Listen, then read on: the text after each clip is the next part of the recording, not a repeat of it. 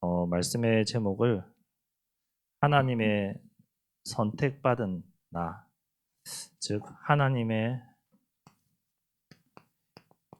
선택을 받은 나인데요. 바로 그것이 그릇입니다.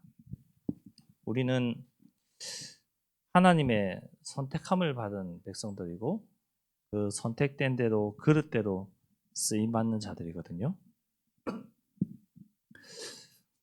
2장 지난주 말씀 봤던 1절에서 우리 13절까지의 내용은 이제 고난을 견디는 신실한 일꾼, 이런 일꾼의 모델에 대해서 말하고 있었고, 또 오늘 본문부터는 이제 교회 안에서 반드시 지켜야 할 사역자의 자세를 강조하고 말하고 있는 그런 내용들이 있습니다. 그렇다면 하나님의 선택을 받은 나의 그릇은 어떨까요?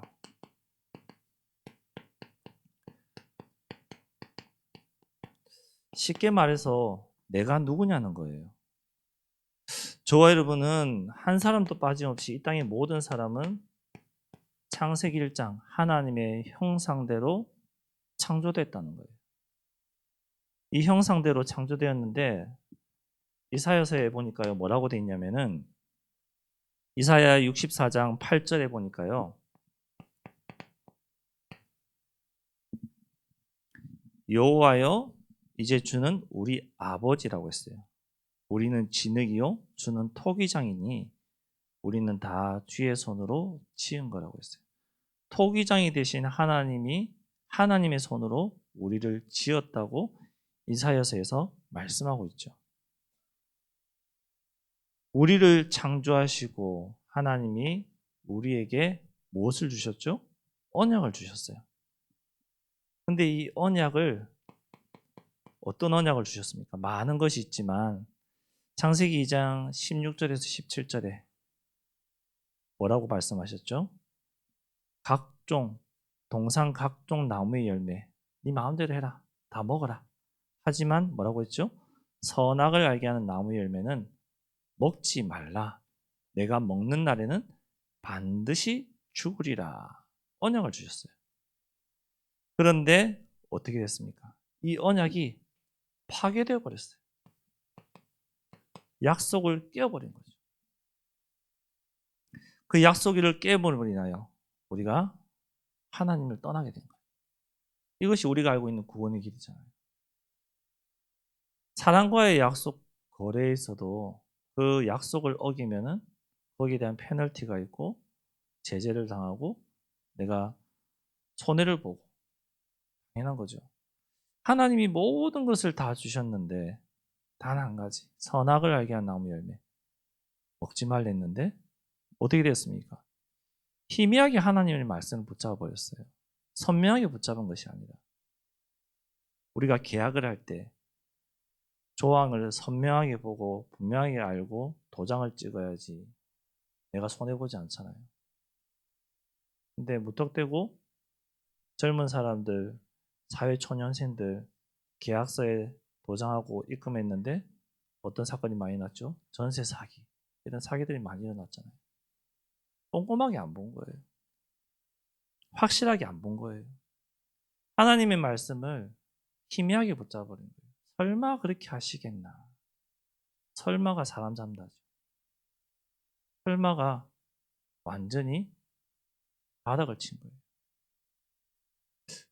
이 언약이 파괴됨으로 인하여 우리가 어두운 가운데 어두워져 버렸어요.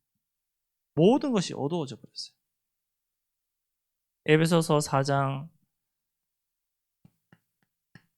18절에서 19절에 이렇게 말씀하고 있습니다.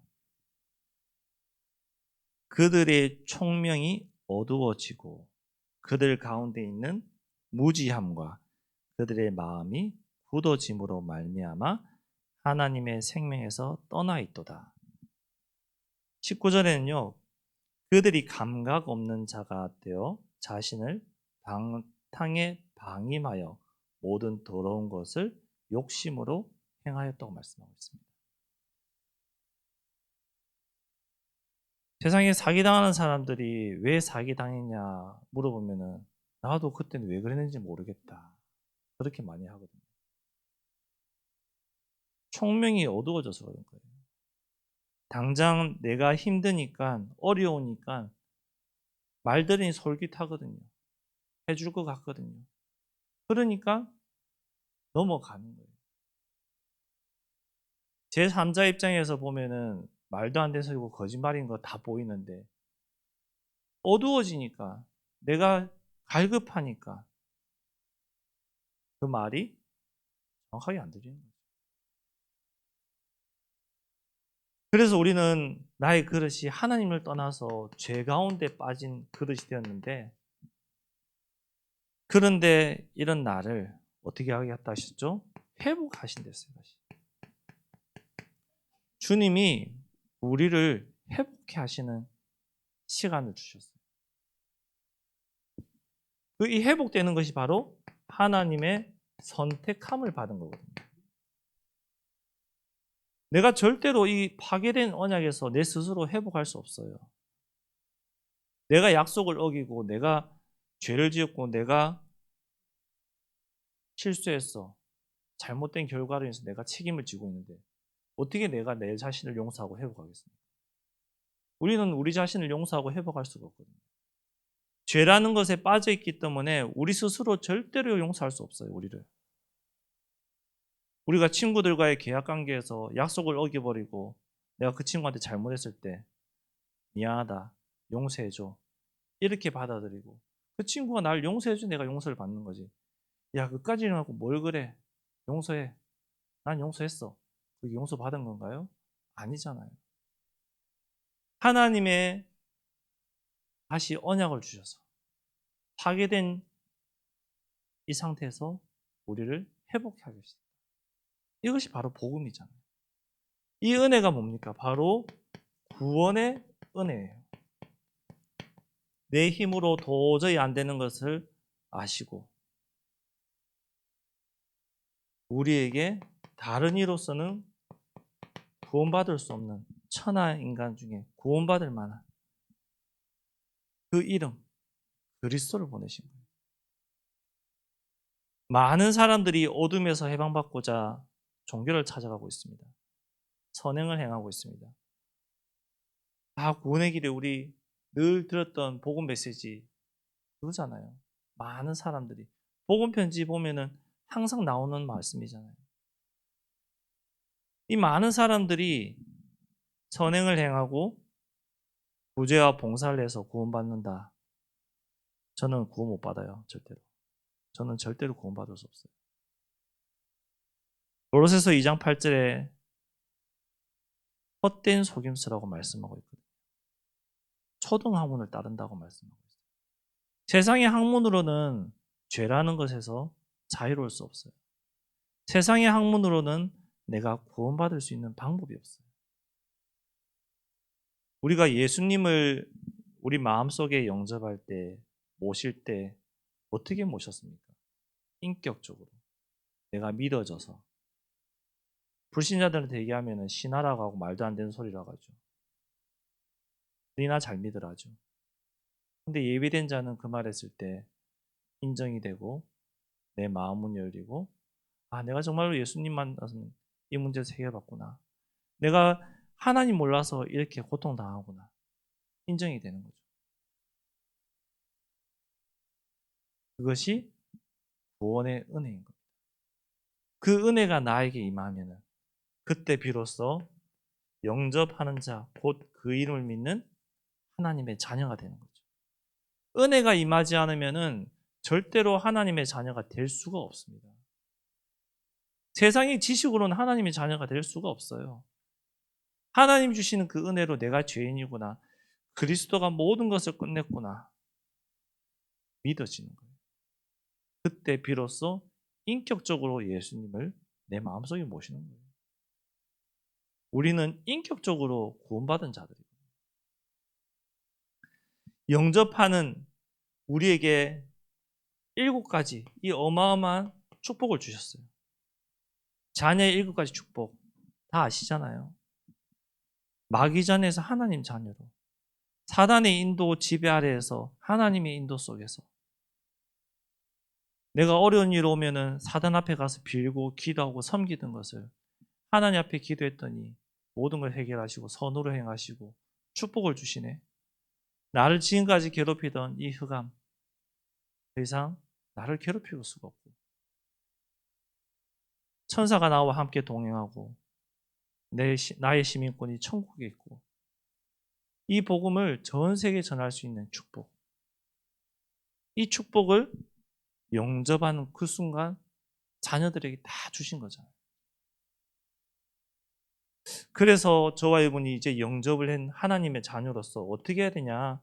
이 하나님의 말씀을 가지고 분별하셔야 돼요. 오늘 본문 14절에서 15절에 보니까요. 분별하라 되어 있어요. 즉 자신을 드리라는 거예요. 하나님 앞에 나를 드리라는 거예요. 우리는 다 창세기 3장 죄 아래 나 중심, 물질 중심, 성공 중심의 삶을 살아왔고 살아가고 있는 하나님의 자녀들이거든요. 어쩔 수가 없어요. 이 세상에서 그렇게 살아가면서 추구하고 따라가고 있지만 알고는 있어야 된다. 내가 누구인지는 알고는 있어야 된다는 거예요. 알고 싸워야 된다는 거예요. 육신을 가졌기에 돈 벌지 않으면 살 수가 없어요. 세상 사람들과 하나 되지 않으면 살 수가 없어요. 왕따 당해요. 하지만 내가 누구냐? 그걸 알아야 된다는 거예요. 세상과 살아가고 있지만 나는 구원받은 하나님의 자녀, 하나님의 백성.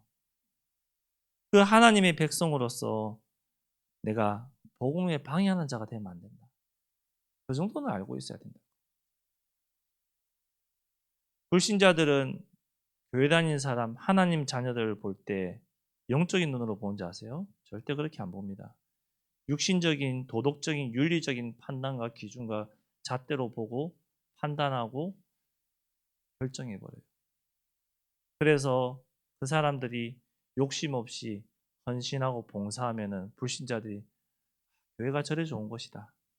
이렇게 하지만 교회 다니는 사람들이 죄를 범하고 이상한 짓 하고 욕심을 위해서 속이고 빼앗고 하면은 어떻게 교회 다니는 사람들이 저렇게 있어요? 불신자들 똑같이 하는데 그렇잖아요. 판단의 기준이 다른 거예요. 잣대가 다른 거예요. 우리는 복음 가진 자로서 하나님의 말씀을 분별하면서 태신자들에게 렘넌트에게 상처가 되지 않도록 끊임없이 기도하고 끊임없이 낮아지고 나를 쳐야 돼요. 복음에 방해되지 않도록. 그래서 이 기준을 가지셔야 돼요. 분명한 말씀의 기준을 가지고 계셔야 돼요.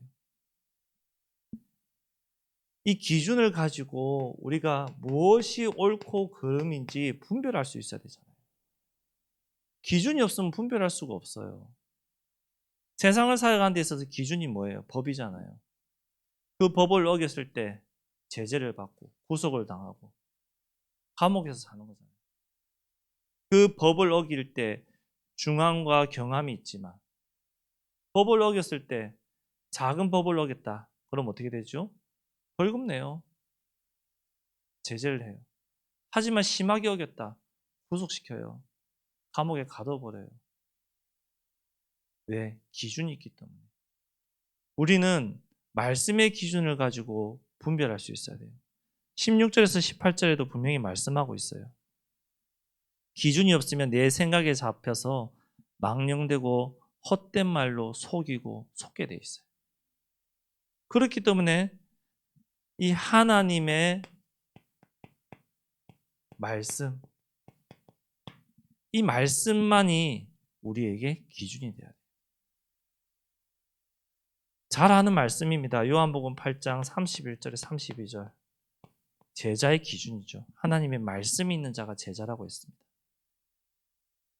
그리고 이 말씀의 기준을 두고 분명한 기준을 두고 인도받는 제자는 예배 드리는 자예요. 말씀의 기준을 가지고 예배 드리는 자예요. 우리가 오늘 예배 나온 거 말씀의 기준 담아서 하나님의 주권 속에서 우리 한국교회가 수요, 금요, 예배의 기준이 있기 때문에 예배 자리에 나와서 예배 드리는 거잖아요. 어떻게 보면은 알게 모르게 약속이잖아요. 수요일 날은 교회 와서 예배 드린다. 이게 약속이잖아요. 기준이 있으니까 우리 수요일 날 저녁 7시 반에 나오는 거지. 다른 교회들은 저녁 7시 반에 예배 안 드리는 교회들도 있거든요. 그 교회와 성도들 간에 약속된 시간이 수요일 7시 30분인 거예요. 그 약속의 기준 속에서 우리가 예배들이 나온 거예요. 그럼 이 예배 속에서 어떤 기준을 가지고 예배드려야 되냐? 신명기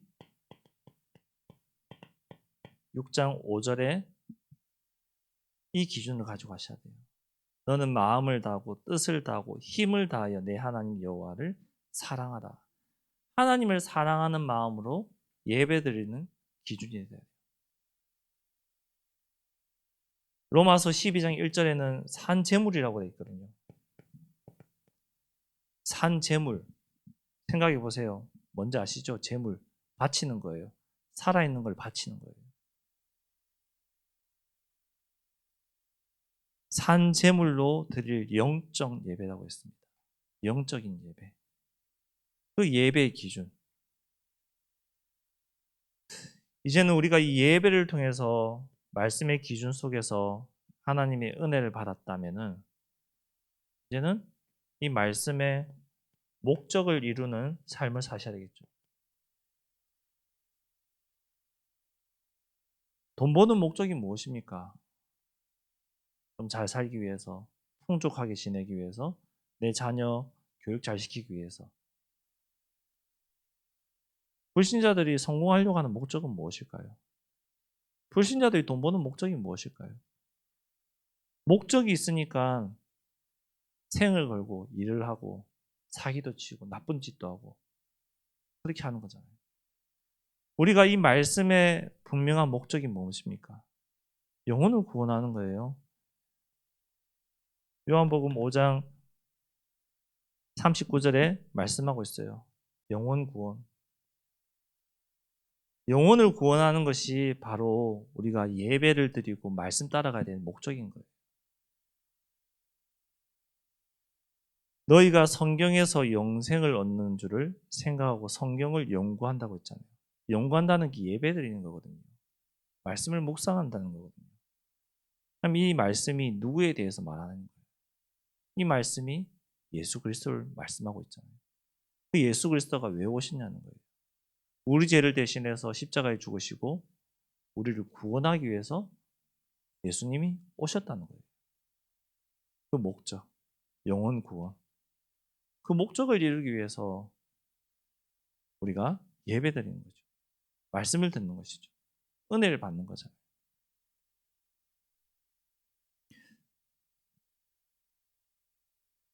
이젠 준비를 하셔야 돼요. 어떤 준비냐? 연결됩니다. 전도, 선교. 영혼 구원하는 것이 바로 전도하는 것이고 선교하는 거잖아요. 이 준비를 하셔야 돼요. 19절부터 21절까지 말씀하고 있거든요. 그릇대로 쓰임 받는다. 전도 선교 우리 교회의 그릇대로 우리 개인의 그릇대로 쓰임 받는 거예요. 내가 있는 현장에서 내가 얼마나 복음을 말씀을 하나님 나라를 누리고 있는지 불신자들 다 보고 있어요. 알고 있어요. 그때 나는 교회 다니는 자고 당신들이 모르는 비밀이 있다. 쉽게 말하는 거죠. 그것이 전도잖아요. 어렵게 할 필요가 없잖아요. 내가 누리고 있는 거, 내가 체험하고 있는 그리스도. 그거 말하는 거예요.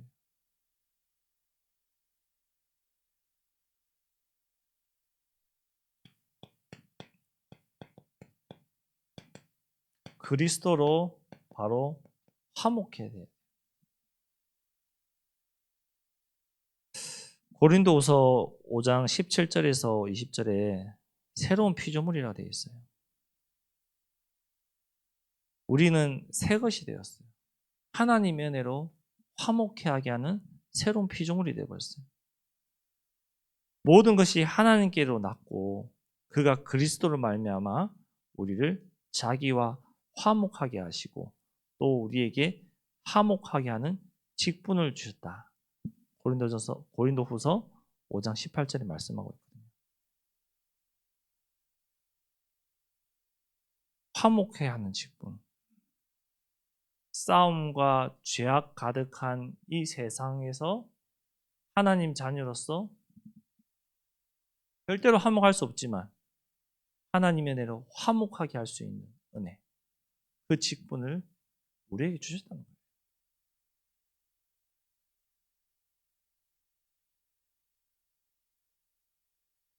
그리스도로 본이 되는 자. 이제 화목하게 했다면 본이 되셔야 되겠죠. 디모데전서 4장 12절에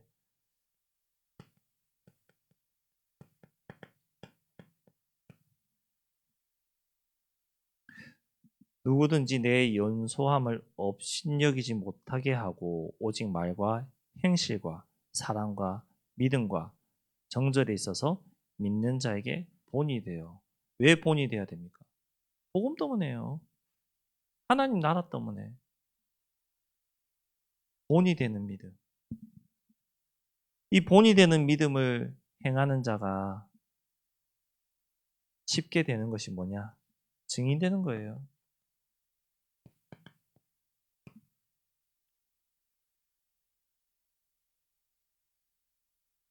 본이 되는 믿음.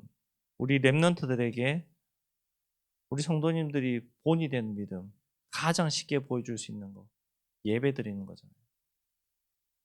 내가 오늘도 아이들 만나면서 예배의 가치에 대해서 정말로 하나님의 능력에 대해서 말하고 왔거든요. 근데 우리는 믿지 않아요. 잘. 내가 하고 내가 준비하는 것이 더 완벽하다고 우리는 생각하고 있어요. 근데 말씀에서는 그렇게 안 하고 있거든요. 우리가 말씀을 따라가는 이 본이 되는 믿음, 그러면 증인 되게 돼 있어요. 우리 교회 안에서도 성도님들이 누군가를 보실 때 저분은 진짜 믿음이 충만한 것 같다. 은혜가 충만한 것 같다. 그렇게 느끼시는 분이 있잖아요. 그 느끼시는 분의 행동이 뭐예요? 예배 드리는 거잖아요. 하나님 앞에 예배 드리고 정말로 사랑으로 섬기고 헌신하고 봉사하는 그 모습이잖아요. 육신을 가졌기 때문에 그렇게 볼 수밖에 없어요. 그게 제일 먼저 보여요. 그것이 본이 되는 믿음이에요. 그 본이 되는 믿음이 필요하단 말이에요. 그 본이 되는 믿음, 그 증인, 그 믿음의 증인이에요. 다른 증인 말고. 제가 누누이 말씀드립니다. 증인은 어려운 사람이 아니고 체험한 거, 꾸미지 않고 내가 누린 거, 확인한 거 말하는 것이 증인이라고. 증인되지 않고 말하는 건 사기꾼이에요. 속이는 자예요. 언제 들통날지 몰라요. 반드시 들통나게 돼 있어요. 증인되어서 말하면은 달라요. 그 증인을 말하는 겁니다. 그 믿음의 본이 되는 증인. 그 증인으로서 교회를 섬기고 후대를 돌보는. 그러면 우리 아이들이 따라올 거 아니에요. 증인으로 준비하기 위해서 딱 한 가지만 하시면 돼요. 내가 체험한 그리스도. 이 하나님의 은혜의 말씀으로 내가 체험한 그리스도. 그거 누리시면 됩니다. 하나님이 나에게 주신 그 은혜, 첫사랑, 그거 누리시면 돼요. 그거 체험한 증인이에요. 하나님이 나에게 주신 그 은혜를 내가 늘 감사하고 누리고 행복하다. 본이 되지 말라고 해도 본이 됩니다. 그러면은 하지 말라고 해도 합니다. 우리 자녀들, 랩런트들, 우리 아이들이 아침에 교회 오는 거 정말 힘들어 하거든요. 9시에. 그런데 좀 고학년쯤 돼서 수학년을 가면 해외로 간다. 그러면은 9시가 뭡니까? 7시고 6시고 절대로 안 늦어요. 뭐예요? 마음 자세잖아요. 다 할 수 있는데 왜 예배만 그렇게 할 수 없나? 마음의 자세거든요. 내가 체험한 그리스도가 예배를 통해서 내가 정말로 행복하고 그 예배가 내가 즐겁다면은 부모님이 깨우기 전에 일어나서 교회 가자고 할 거예요. 오늘 너 교회 오지 마 해도 교회 올 거예요. 근데 왜 그렇습니까? 랩런트들이 후대들이 아직 이 그리스도를 체험하지 못했기 때문에 힘든 거예요. 그래서 우리가 본이 되어서 그들이 그리스도를 체험할 수 있도록 기도하고 도와야 되는 것이 우리의 사명인 거예요. 우리가 할 일인 거예요. 우리 교사님들이 하실 일이 그거잖아요. 또 우리 중직자님들이 기도하셔야 주셔야 될 게 또 그거고요. 결론적으로 이제는 결단하는 행동, 자세를 취하셔야 됩니다.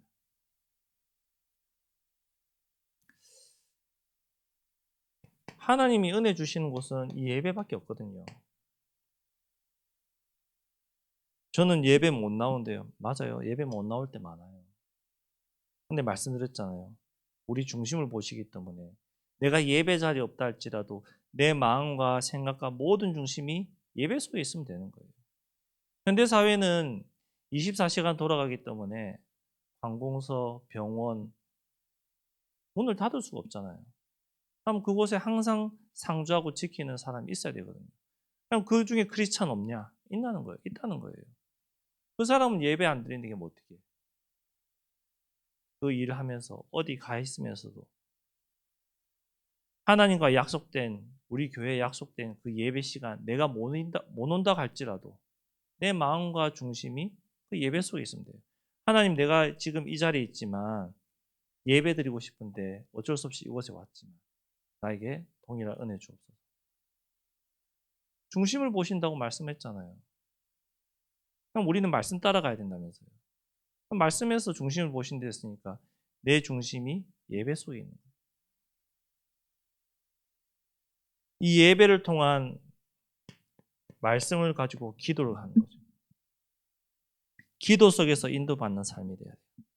우리가 어떻게 기도할지 모르고 기도할 힘도 없고 다 아세요. 다 아세요. 우리 중직자님들 정도 되면은 기도할 수 있는 힘이 있지만 새신자들과 우리 아이들 기도할 수 있는 힘이 있냐? 없다는 거예요. 없어요. 내가 낙심되어 있는데 무슨 기도를 합니까? 교회도 못 나오는데. 근데 하나님의 자녀란 이유로 성령께서 우리의 연약함을 아시고 도우신댔어요. 마땅히 기도할 바를 알지 못해서 기도하지 않는 우리를 놓고 말할 수 없는 탄식으로 성령께서 친히 간구하고 계신다. 그 간구하는 증거가 뭐냐? 내 마음에 속일 수 없는 내 마음에 양심을 하나님이 건드리신다는 거예요. 움직이고 있다는 거예요. 그때 내가 선택을 어떻게 하냐는 거예요. 마음을 살피신다 했거든요. 27절에. 생각을 아신댔어요. 다 아세요. 모르지 않으세요. 그 하나님 앞에 나에게 그 마음을 주실 때에 솔직하자는 거예요. 하나님 원하는 거 이건지 아는데 저는 하기 싫어요 지금은. 그냥 솔직하게만 나가는 겁니다. 하나님 원하시는 대로 내가 할 수 있도록 힘주세요. 이렇게 솔직하게 나가자는 거예요. 진실된 기도. 그 기도 속에서 응답받는 사람이 되어지는 전도와 선교의 응답을 받고 가는 거죠.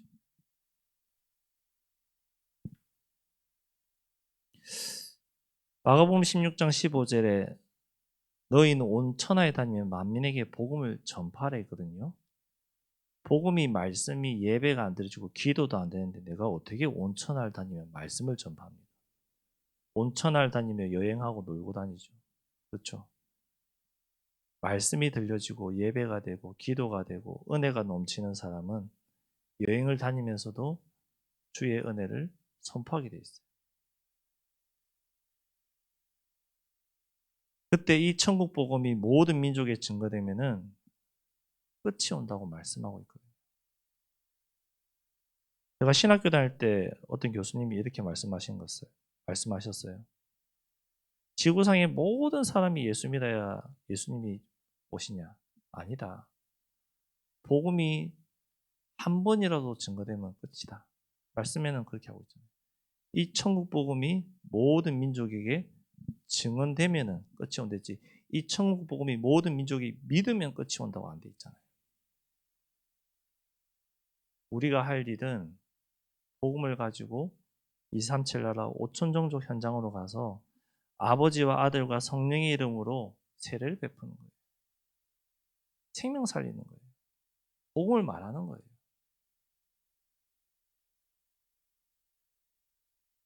우리 사도 바울과 같은 전도자들도 성경의 신약에 있는 많은 전도자들도 보시면 성경을 보시면 그 성에 들어가서 듣지 않으면 발을 털고 나오라고 하죠. 우리가 할 일은 내가 체험한 그리스도, 내가 가진 이 복음 증거하는 거예요. 증인으로서. 그 사람이 믿던 안 믿던 그거는 하나님 주권, 하나님 손에 있는 것이지 우리가 할 것이 아니에요. 근데 우리는 안타까우니까 억지라도 영접시키고 싶고 억지라도 믿게 하고 싶고 교회 데리고 오고 싶거든요. 안타까우니까. 근데 그거는 아니라는 거예요. 하나님의 주권을 우리가 어떻게 할 수는 없잖아요. 근데 하나님의 시간표를 주권을 믿고 그 순간은 안 믿지만 기도하는 거예요. 그 상대방을 놓고 그 나라를 놓고 그 족속을 놓고 기도하는 거예요. 기도하면서 들어가는 거예요. 언제까지? 주님 오시는 그날까지, 변화될 때까지 그 사명이 우리에게 있는 거죠. 그 힘이 나에게 있어야 되는 거예요. 들어가려면 힘이 있어야 들어가잖아요. 그 힘을 얻는 곳이 예배라는 거예요. 그 힘을 예배를 통해서 얻고 기도를 통해서 확인하고 그 기도에 확인된 은혜를 가지고 현장에 나가는 것이 전도 선교입니다.